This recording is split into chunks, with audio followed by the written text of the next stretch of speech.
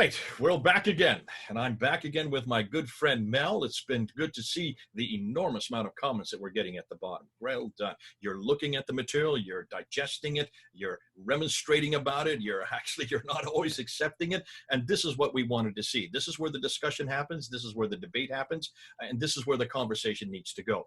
It's because of you people and looking at this new material. This is new material. It is controversial. It is, in some case, confrontational. We understand that. We're the first to actually introduce an awful lot of what we're talking about. We've now introduced who we think Muhammad is. We now introduce where we think Mecca is. We pretty well are introducing a whole new Islam, not the 9th and 10th century Islam, but one that actually exists in the 7th and 8th century. And that's why it is causing an awful lot of backlash. And we're getting people who are upset, others that are happy, some who are just in between, people who are just curious.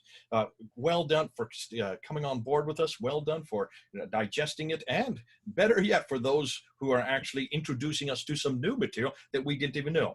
Now, Mel has been on for the last 2 or 3 weeks. We've had Murad on, and it's been terrific to get both their expertise. But now we're moving to someone that is new, a new individual that we want to introduce you. And to do that, I want to bring Mel on board. Mel, are you there? Yeah, great to be back, Jay. So, Mel, this is someone that you know, this is someone that you have been working with, this is someone that has an enormous amount of experience. Go ahead and give us some background to him and then introduce him to the rest of us. Yeah, so Joe has been on my channel recently. He's a guy who has been studying Islam for the last 20 years. He is super knowledgeable, particularly on the historical narratives from the 7th and 8th century. And yeah, maybe perhaps Joe would like to introduce more. Hi, thank you very much. That's a bit too much of an introduction. Well, yes, thank you. I work, I suppose I work most of the time on wikinoah.org, which is one of the things. Say that one more time. What's this? Slow down. What are you saying? Wiki what? Wikinoah. As Wiki, W-I-K-I, Noah, as in Noah and his ark, N-O-A-H.org, wikinoah.org. Okay. I'm one of the co-founders of wikinoah.org. It's a project run by actually the nascent Sanhedrin project in Jerusalem, and it's for original research on instances of commonality between Judaism and other religions. So we encourage original research in this on this website. It's like a Wikipedia wiki, but we love original research. That's what we want. We want original research and new ideas on explanations of instances of sort of commonality between Judaism and other religions. And we don't want the explanation, it's just a coincidence. we want theological, sort of philosophical discussions, historical discussions, research and things like that. And so we have this project which is going on right now, which is Islam's Origins. I'd like to invite everybody to come to look at that as well and get involved in that if you've got something to add to. And so that's the project, that's a website which I'm involved in most of the time. Well, Joe, it's great to have you on board. It's great to have you with us. I'm kind of finally to meet you. I've heard about you. Mel's been talking about you. I think what Mel and I would like to do this this evening now, for especially, is to have you go and open up this real hornet's nest concerning the name Muhammad.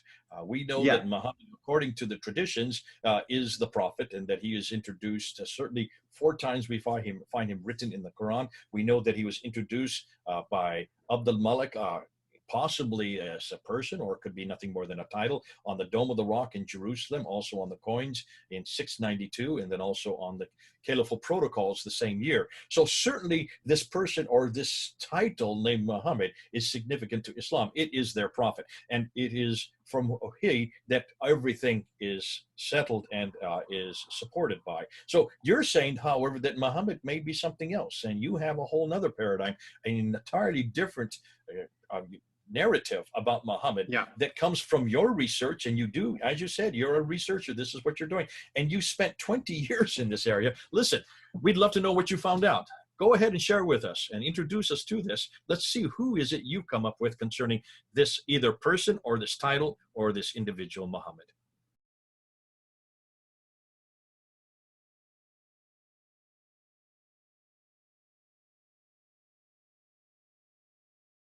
Okay, well, thank you. So, first of all, I think it's important to distinguish the period of time we're talking about in the 7th century and the early 8th century, especially 7th century. We're really talking about not Islam, but what I call proto-Islam. Proto-Islam is meaning the religion out of which Islam grew. Islam was really invented probably by Abdul Malik and people after him, the Abbasids especially. But there was some religions, plural, which amalgamated or fixed it together somehow to create Islam. But there are certain key points which come from one or two of those religions, which we're going to call proto-Islam. And so that would be, for example, why did they choose the name Isa instead of Yeshua? Why did they choose the name Yahya instead of Yohanna for Jesus and John? And this word Mahmed, what does that mean? It's there pretty early on. We have this reference to the Tayyid, the Mehmet, being mentioned there by Thomas the Presbyter, very, very early on. But did it have the same meaning in proto-Islam as it does in modern Islam? And there's no way that it could. There's no way that it could have the same meaning. But we've got to look at some original sources to understand where this word came from and how did it come to be applied to somebody who I think by the way, I just want to sort of reiterate that there was this identification that Mel made of possibly the historical Muhammad being Ibn Qabisa. And I think that's spot on for many, many reasons. I think it's a spot of genius and should be developed. But how did Ibn Qabisa whose name is Iyas, how did Iyas come to become known as Muhammad? And that's a lot of stories. So the first thing I think we got to look at is of the Quran, or the Quranic materials, the materials which become the Quran, we call them Quranic materials. In the Quranic materials, it mentions to this Mahmed person or Mahmed thing, and it also mentions that it has come to confirm and sort of back up the previous scriptures, the Bible, the books of God, Kutub Allah in the Bible. That's the Injil, the Evangelion, the Gospels, and the Torah, the Old Testament, the Old Testament Torah, and the prophets. So if it's confirming these books, as it says it does again and again, and we throw out, of course, all the tafsir which comes later trying to say that these books were abrogated somehow, but from the Quranic materials it says it's confirming these books. So the best idea we can get for anything that the Quran is talking about is from those books itself. So when it talks about Mahmed, as if everybody knows what Mahmed is, we should probably try and find out what that might be from the Hebrew scriptures. That's the starting point of where we go. So from the Hebrew scriptures, well, you're not going to find the prophet of the Arabian prophet Muhammad mentioned in the Bible, but you are going to find references. You're going to find the Hebrew word, which is cognate with the Arabic word Muhammad in the Bible, Mahmed. And I'll show you that. Well, I'll share the screen here. I've got a little reference here from Bible Hub where I can show you that. So I'll just share the screen. So now we're going to Mahmed. So this is a Hebrew word, and we do know it's in Song of Solomon 5:16. This is one that Ahmad Didat gave in an argument. This is an argument that I've heard from many Muslims, stipulating that if you want to find Muhammad in the Bible, you need to go to Song of Solomon 5:16, the word Mahmed, the glorious one, and there it is. Okay, you've got it up on the screen. Yeah, so that's that's the Strong's reference number, Strong's Hebrew 4261. It's taken from the Songs chapter 5:16, as you say it. You can see there, and it says Muhammadim. I don't know if you can see my mouse going across the screen. Yeah, we can. Yes, we can. Yeah. Muhammadim. This is a plural form, Muhammadim, and you've got down here other occurrences of the same word with different grammatical contexts. And you can see here, I'm pointing at one, it says Mahmed, 5 occurrences. And I've actually already opened up those for you. So Mahmed, 5 occurrences. I'm showing you the bottom 4 here, which are from Ezekiel. But actually, let's just talk about this Muhammadim first in the Song of Songs. I mean, that's a reference to the bridegroom of Israel. Israel is the bride, and this is the bridegroom of Israel. And I suppose you know who the bridegroom of Israel is, right? Well, yes, but hold on a minute. From a Jewish point of view. Well, what's it from a Jewish point of view? The Lord. Okay. The Lord No. is the bridegroom of Israel. Okay. You well, know the that's word same. for that in Hebrew?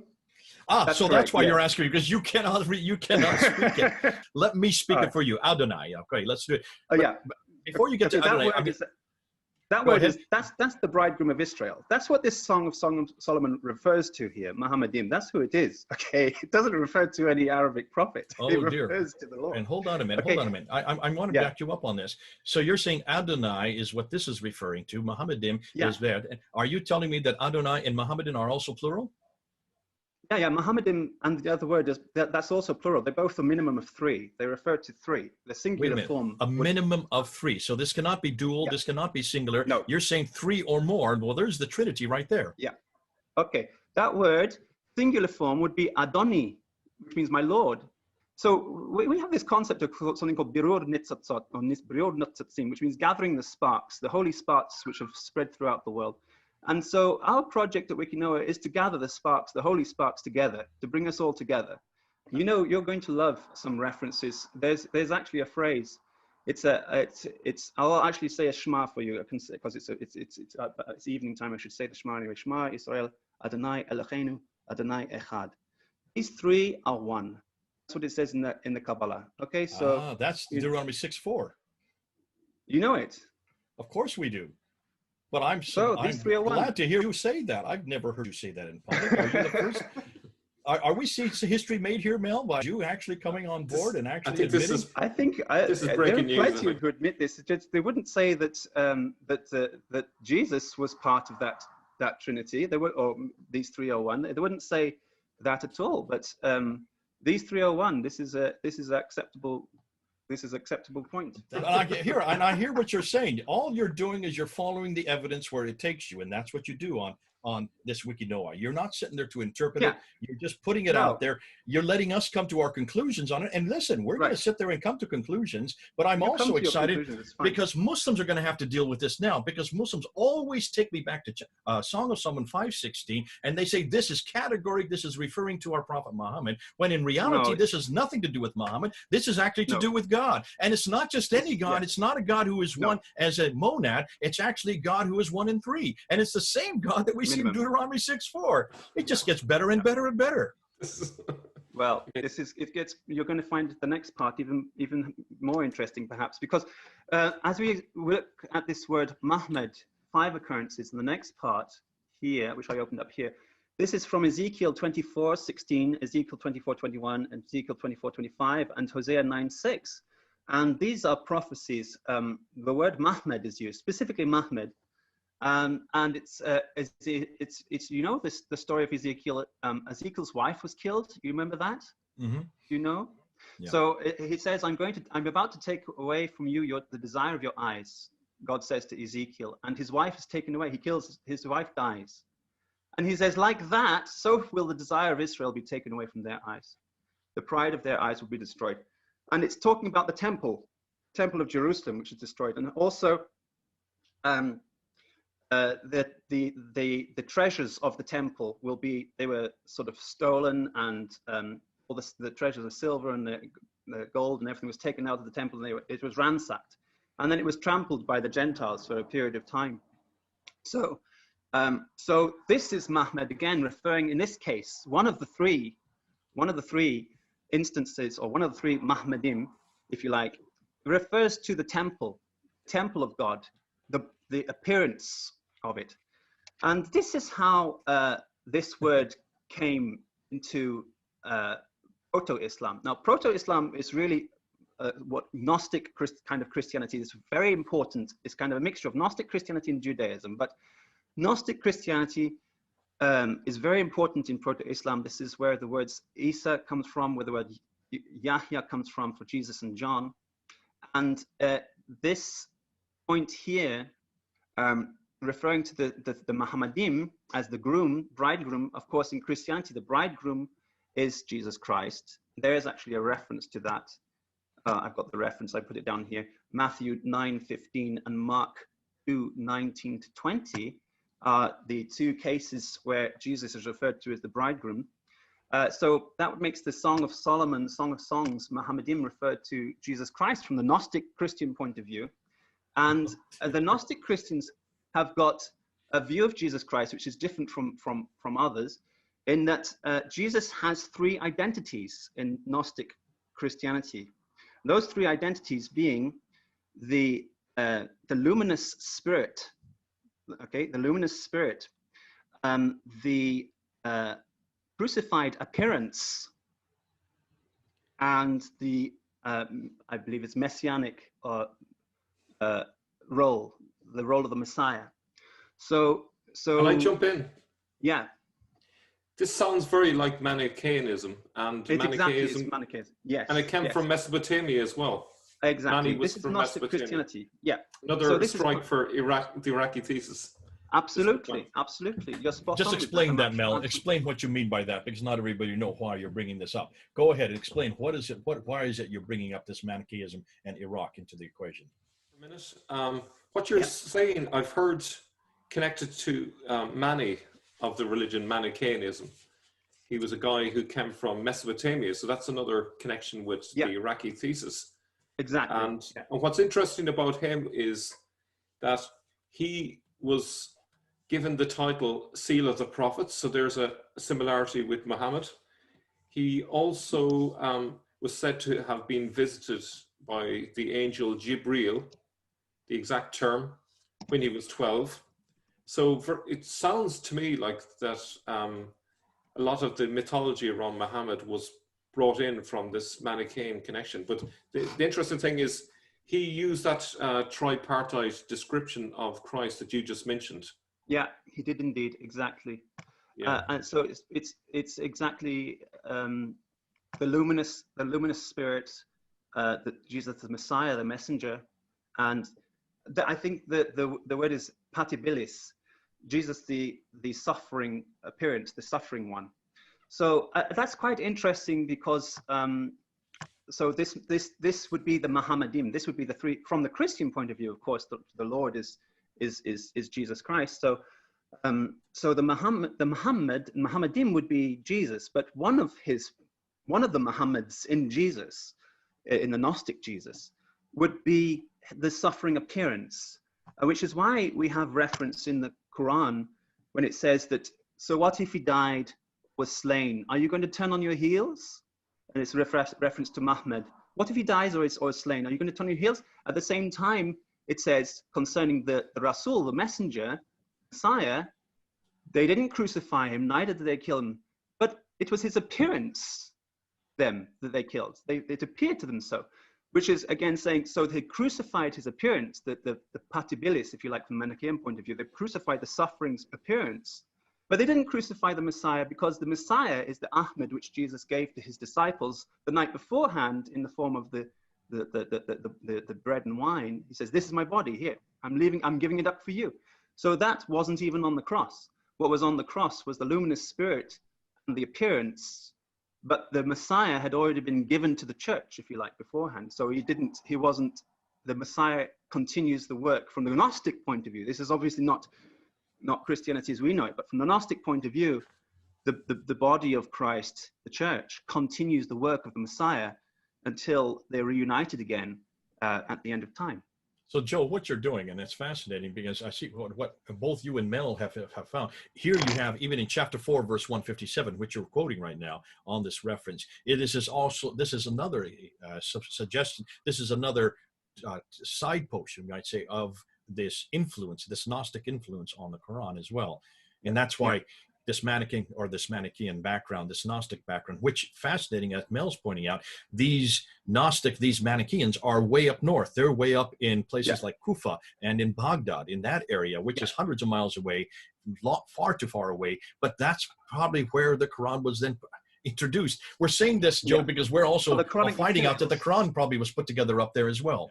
Now, listen, Joe, this is all so exciting, and there's an awful lot of material, and I see now we've only done one of the 4 that you want to get to. Could you now just kind of wrap up and give us a quick overview of what you just said? Give us a synopsis of what you said, and give us a significance of why this is important. And then what we'll do is we'll close out this episode, and we'll come back and do the other ones in future episodes. So go ahead. Over to you, Joe. Okay, so I was saying that this word Mahmed the Quran having a reference, the way it's used, it's like everybody knows what it's being referred to. So from the Gnostic Christian point of view, it has to be referring to Jesus Christ, or one of his aspects, one of his three aspects. From the Gnostic Christian point of view, he has three identities.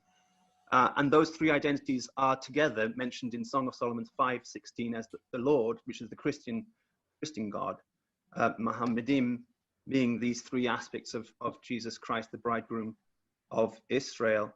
That minimum three that this Muhammadim refers to reiterate the point, is that Rasul, word, and spirit. The meaning, the from a Manichaean point of view, the Rasul being the Messiah Jesus, the word being the suffering crucified Jesus, and the spirit being the luminous spirit, the guide. So that's the Muhammadim.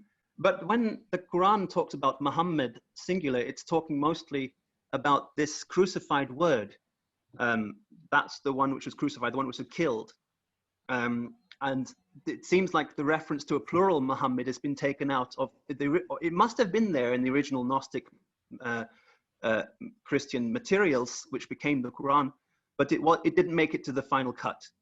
And so we've got a kind of a redacted, chopped up version, which hasn't been making full reference. But if you take it at its word, if you take the Quran at its word when it says it's come to confirm the previous scriptures, and then just go and look through the previous scriptures to try and find the references, not with the tafsir of Islam in your head, but trying to look at it from a 7th century point of view of people who are familiar with the word Muhammad. What would it mean?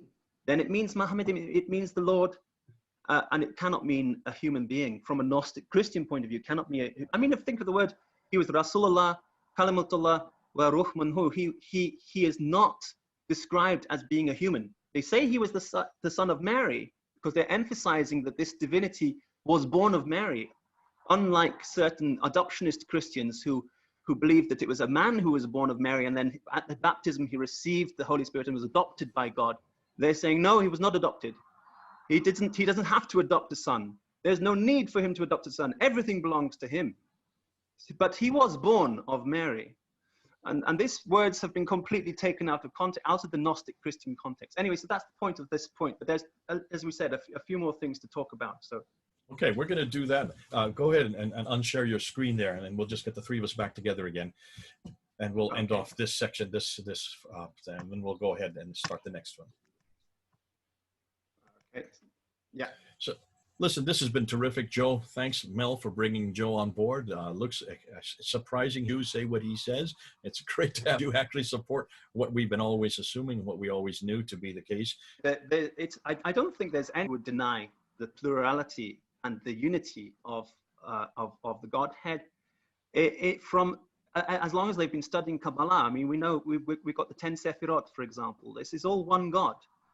Boy, I'd like you to come down to the speaker's corner and set someone straight there, because they would never accept what you just said. We don't have many need to study Kabbalah then. We don't have many Kabbalahs. You're not allowed to study this until you reach the age of 40 anyway, so that's why a lot of younger might not necessarily be interested in. Are you over 40? Are you over 40? Obviously. I would never thought so. Your voice is very, your verse is very, I don't know who you are. I've never met you and I don't see your vision. So you don't look like you're over 40. Effect that studying the Jewish theology has on you. It makes you younger, you see. So well, you sound younger. You do a good job. Listen, it's been terrific to have you on board. We're going to be doing more of these with you. This has been great. Thanks, because not only are you unpacking scripture, not only are you looking at it and you're seeing where the evidence goes, you're actually letting us come to our own conclusions on it. That's the important thing. Yeah. Mel and I do that, and so we're gonna ballyhoo it, and we're gonna run probably further than you are willing to run. We'll even recite the word for you in public when you need to do so.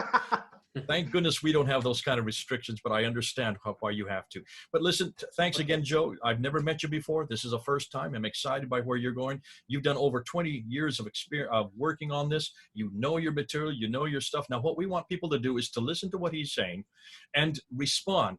Down below, they respond. There's a lot of comments there. We keep it open for that reason. We want to be peer reviewed. This is the nice thing about YouTube. You get peer reviewed immediately. We don't have to wait for 6 months down the line for you to write an article.